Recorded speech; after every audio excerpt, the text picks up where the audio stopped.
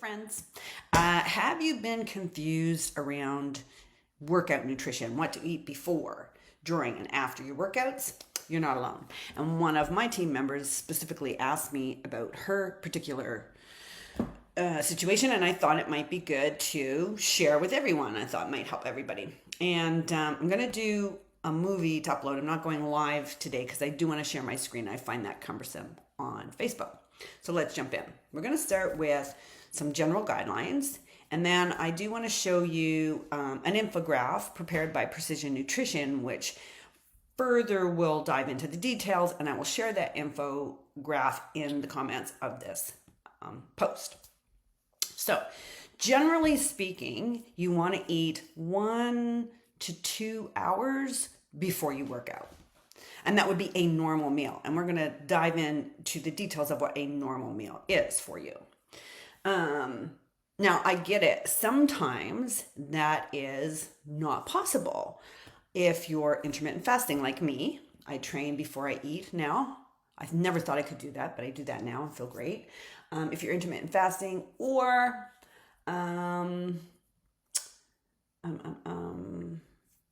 you want to eat before you train, but you get up and do your workout straight away. So you want to do your workout at 6. You don't really have time to digest a lot of food. So those two scenarios we're going to cover. So normal meal, an hour to 2 before you eat. If you're in a fasted state like myself, and that even goes like, say you got stuck in a meeting. So I train somebody in person. She shows up. She could deadlift her own weight. She is like dragging her butt. I'm like, what is wrong with you today? Oh, I haven't eaten since noon. And it's like 7 o'clock. I get stuck in meetings. So I put some BCAAs in her water. Guys, 15 minutes later, her energy's up. She's looking like I'm used to her. She's deadlifting like she's supposed to be. So BCAAs or EAAs, they are amino acids. They're a protein. We naturally get them from cottage cheese, red meat, but super important, mainly because it will keep you in an anabolic state. If you train without food in your body, your body will break down muscle tissue to fuel that workout, particularly if it's strenuous. And we obviously don't want that. We need our muscle to boost our metabolism. So the EAAs or BCAAs will keep you in an anabolic state. They also will help with your recovery so you're not as sore, and they will give you energy. I love them. I've been using them for years. In 2011, 2010, I was training for a body competition, bodybuilding, and I didn't know what to expect. I called the gym for my first workout with the trainer. What should I bring?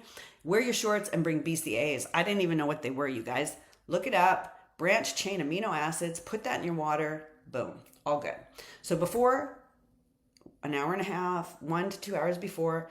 During, highly recommend BCAAs or EAAs. BCAAs are good if your workout's more intense, like a CrossFit workout. EAAs are better for your immune system and a whole bunch of other benefits. I should switch over to EAAs, and I just haven't because I'm old school and just stuck in my old habits, I guess, but I'm going to switch too. Okay, so that's during. And if you haven't had time to eat, like you're in a fasted state, definitely try them. If you really feel like you need something in your tummy and you don't have the time for a big meal, Greek yogurt. If you're not dairy intolerant, Greek yogurt makes a really good pre-workout meal for its balance of protein and carbohydrates. So that would be my other advice.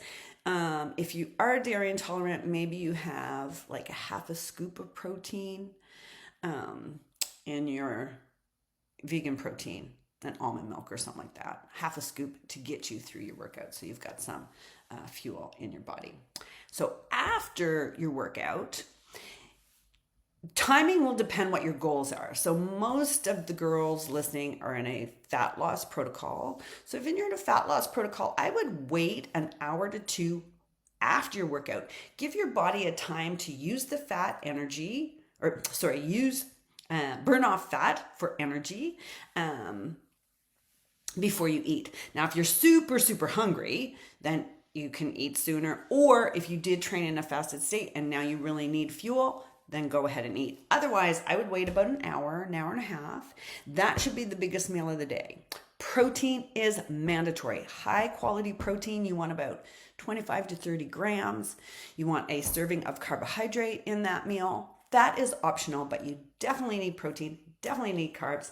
The carbs are going to provide you for energy and recovery for the following workout, as will protein, plus it helps with muscle development. So my favorite post-workout meal is a shake. Always do a shake. I have 5 or 6 of my favorites I can share with you if you're interested. Let me know. I should also mention, like, these protocols are really for people who are doing like your 45 minute strength workout. I am not addressing marathon runners. I'm not addressing people who are training in extreme heat, all that good stuff. That's another topic that I could do if people had questions. But you do want to stay hydrated. So you want 4 to 8 ounces of water per half hour of workout. So important to stay hydrated as you drink. It can actually affect your power and strength. So let's dive into the infograph and give you some more detail. This portion is really for people who want more detail to what I explained earlier. And this is an infograph that was designed by Precision Nutrition, and I will attach this document in the comments in case you want a copy. I just wanted to kind of quickly walk through what it's explaining. So it's going to talk about what to eat before, during, and after exercise, as I did, but it's going to get specific to each body type. So there are 3. Ectomorphs tend to be very lean, tall people. Think marathon runners. They usually have trouble putting on muscle. That's usually their jam. And then there's a mesomorph, which would be like myself, fairly muscular by nature, puts on muscle easily. And then we've got endomorph. So I'm going to focus more on this person because these are the types of people who need to lose, that have fat to lose. And that tends to be the majority of our group.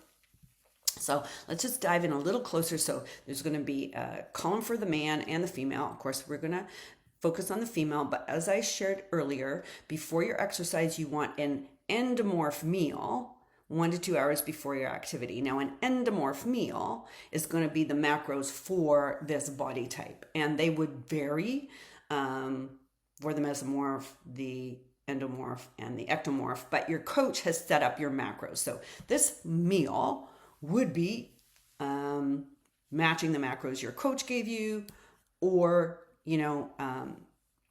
we spoke about other options if you cannot eat 1 to 2 hours before your activity.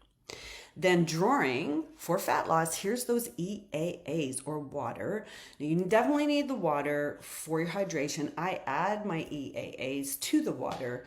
It gives you energy, helps with recovery, helps with fat loss. It will keep you in an anabolic state. So I would strongly recommend that you guys try these. And then, as we spoke about, after exercise, we want to eat 1 hour to 2 hours after. That space between your workout and your food will allow the body to tap into fat stores and use those as energy. Let's look at what a meal would look like for a female. Endomorph, 1 serving of protein. They say 1 fist of vegetables. I tell my team, eat as many vegetables as you want. And then, of course, we need our carbohydrates. That's your rice, potato, bread, fruit, starchy carbs, all that stuff. So they say a half-cupped handful of carbs. Now, the endomorph tends to have lower carbs. I think PN at the time was 25% of your total calorie intake. That's pretty high. That's pretty intense. I usually start my team at 30% for fat loss. And sometimes I'll tell them, rather than spread the carbs throughout the day, sometimes I'll suggest that they just have carbs post-workout and post-workout. So the 2 meals after their workout was when they would eat their carbs. But if you're eating carbs at every meal, it's fairly small. So PN uses their hand. Your carbs can fit in your fist. So they're saying a half of that post-workout, and then double your fat. So this group tends to do better people who want to lose fat tend to do better with less carb and more fat. And that's what this is illustrating. So as I said, I'll attach this document in the comments. I hope that helps someone. Let me know your feedback, if you've got questions, what you thought, and if you've got anything that you guys are curious about. Bye-bye.